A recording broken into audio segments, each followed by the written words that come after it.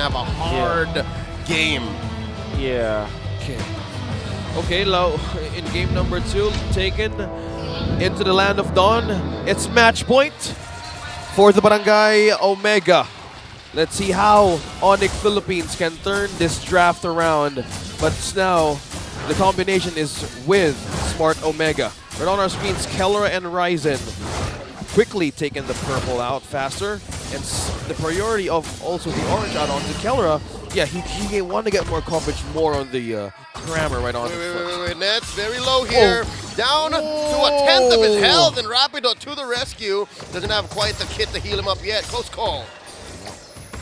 We know that the Florian is one of the heroes that can definitely be considered as a support in the metagame that we have right now. But I still have a lot of reservations on it.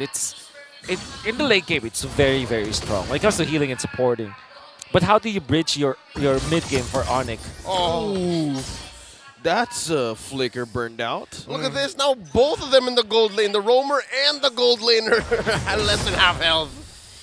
They have to go back.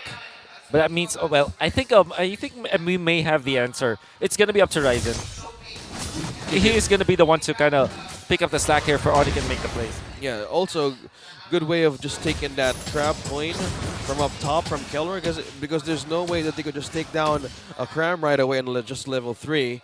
So with this kind of way of doing this, trying to gain control early start of Omega, I think this is a good way to just slowly pressure ONIC Philippines. But it looks like ONIC's not going to take this lying down. They've done their ways to actually cut through, and this is trippy, man. What's Ryota doing there? Look at the positioning, even just by Ryota on that bush. He's just waiting. Yeah, he's doing a battle trip. He went on a battle trip, man. He's just by himself, but he can do it. He has full stacks ready. He's just waiting. He's looking for super fins. What a great cover. Look at this. Yep, he can do it. He's communicating, and he finds Ryzen. Puts in the full combo, gets out of there, and I kind of guess disperses ONIC while the rest of Omega go for the turtle. And right now he's playing near their base, inside their base. Whoa! They're trying to dash through. Scored the turtle already is Omega. Yeah, that's right. Oh, no way. Oh, Ryota. He can't get out of this. There you go. First blood drawn. Completely diverted the attention of ONIC Philippines. Okay, for Omega, was that worth it though? Honestly, it wasn't. Well, looks good, but he missed a lot of minions up top. Let's see where else they go with this. Kellera looking to commit. Grab that purple. Does he do it? He indeed does. Oh, wait. Yeah, no, he does. Right, it doesn't have the orange. It's the orange, yeah. Grab that orange. I got baited. You said purple. Yeah, and no, I thought it was purple. I was talking about Ryzen. He does have the purple. Yeah. So we both got confused. You know what? I have to admit, I got confused as soon as Ryota started doing that. I know. Exactly. Nobody does that. Nobody does that. And I think that they've lost a lot of gold up there, but of course, Omega still managed to get the W afterwards. They now have some sort of equalization when it comes to EXP for Ryota, and at the same time, they took away an orange buff, which is super duper good in the early stages. Yeah, especially that you're a Martis, and it is in the hands of Kellera. So by just being a 2-level XP ahead now, just 1. So this is a great start for the Martis compared to game number 1 in the hands of ONIC Philippines. Though there's a lot of coverage, even just by the positioning and how Ryota plays around ONIC, they're just forcing them to actually make the team fights happen right away, because they know at this point there's still no damage yet present. Yeah, I guess that's worth it in the sense that you can't put a price on a message sent. You know what I mean? Like, if you're able to get in your opponent's head just like that, then you're already winning. Now, Chaknu, look at this. With Etomax and Kellera going in deep. Trying to go for Rapido. Forcing out a flicker. Still survives. So, no, here we go. Heavy spin on the nets. He goes with the Purify and survives. Etomax in trouble. Gets stunned. Bad execution on him. And he goes down. Ryzen gets the kill.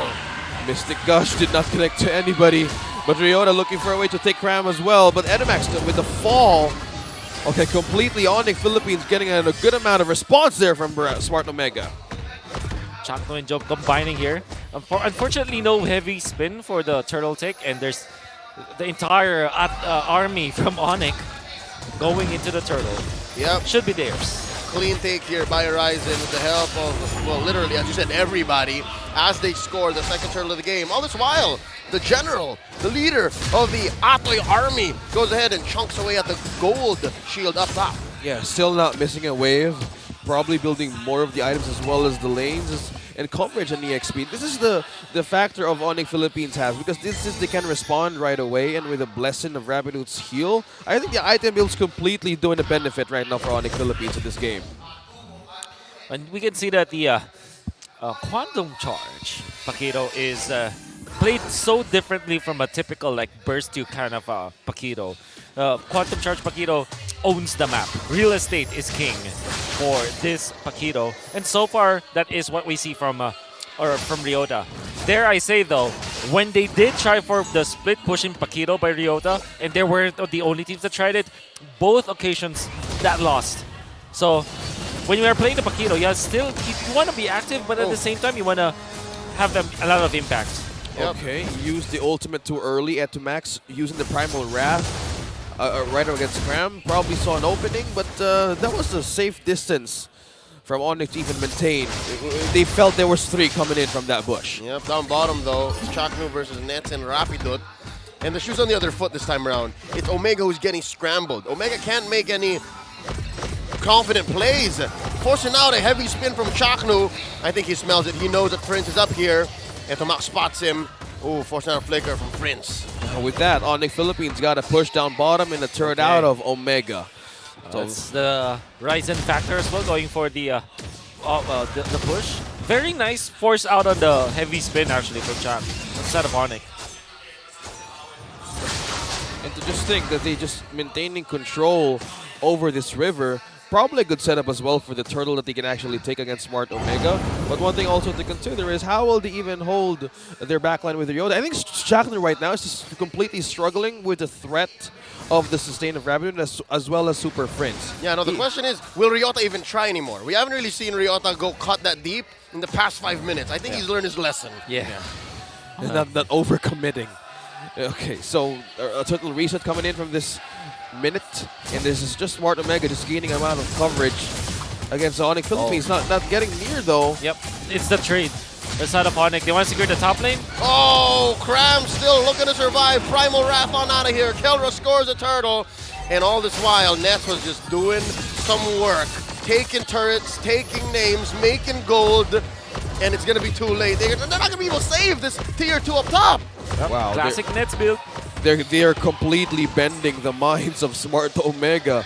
Yup, they really let go of that objective. But one thing also, this is just a Bruno he's loose all around the map. And no turrets taken from ONIC. They have completely have their magic cards correctly for this one.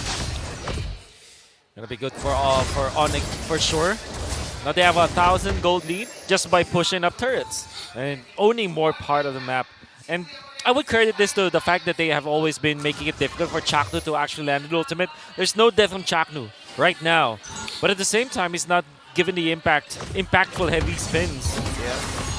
It's the story of game 1, is it not? Wait, Super Prince in trouble. Mystic Gush coming in from Entomax. Misses with the recalibration. Forcing out a flicker, and here comes the re-engage.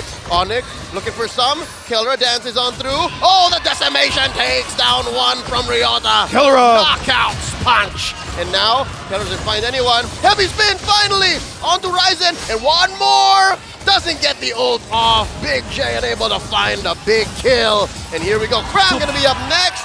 Finally, OMG on the board, 2-2. A messy team fight, but clearly Omega still winning that one. That was 2 down against ONIC. Yeah. Super Vincent Crown. And you would think that ONIC could have taken 2 members of Omega, but with a sliver of HP, they were able to survive. Nets is a beast right now, but so is Ryota. 2 kills for Omega belongs to this guy. Now, he has reached critical mass. The Hunter Strike and Dominance Ice, he is definitely the playmaker for the team now. Speaking of playmaking things, that usage of the ultimate that Entomax taken from Super Friends really dig a response out of ONIC right away. Because from that point, if really Super Friends didn't have a way to escape that part, nobody can even go for even a response. Yep. So if we were taking off the Rapidude even for Graham, now the front line is becoming a problem for ONIC Philippines as the game goes by. We're reverting back to the Omega timer slowly. Yep, now Omega first of the scene, going for the pull here on this Lord. 4 members of ONIC present. Entomax checking mid. Lord's gonna get reset here. All this while, Ryota once more up to some business, as you will. Pushing in. I wonder if he's going to get away from this. Nets and Cram. Oh, answering back. The response. Ryota. Oh, gonna try to dash through the wall. Misses and gets punished. He's knocked out. Wow, a rare miss. Looking for a trade. And Rapido gonna go down. That's 1 for 1 so far. And just like that, an XP laner for a roamer. Oh, I call this a wash. Yeah, with Barangay Omega willing to give that first. It's just the first Lord anyway, but they were capitalizing on the push there. Rare miss from Ryota. Because that's a very thick wall, but there are thin parts of it. So he might have chosen the thickest part of it. That's why he wasn't able to dash through. And that's a very, that's very unlikely. It's unfortunate.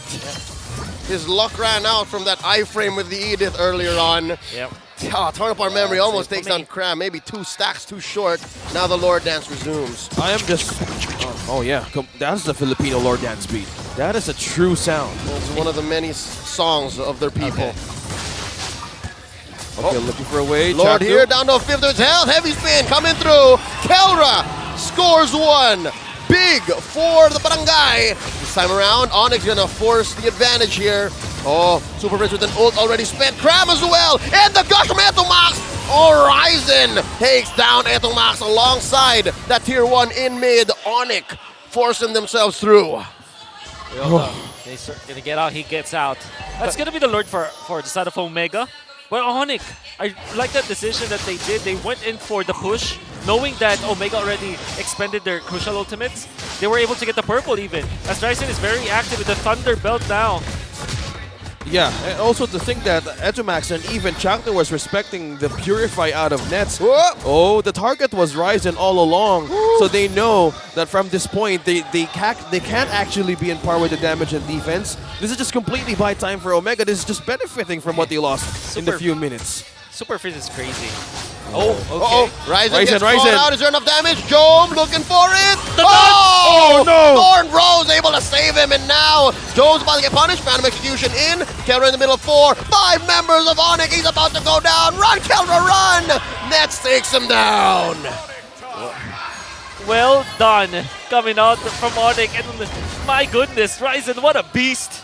Able to dodge the torn apart memory with his third Thorn Rose, and while he was invulnerable, there was the heal coming out from Rapidut as well. Yeah. Mechanical Ryzen. He's so elusive. Oh, bro, amazing.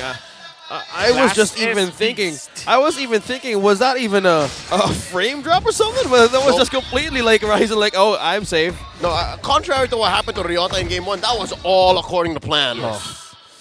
All according to Keikaku. Now ONIC now just bouncing back.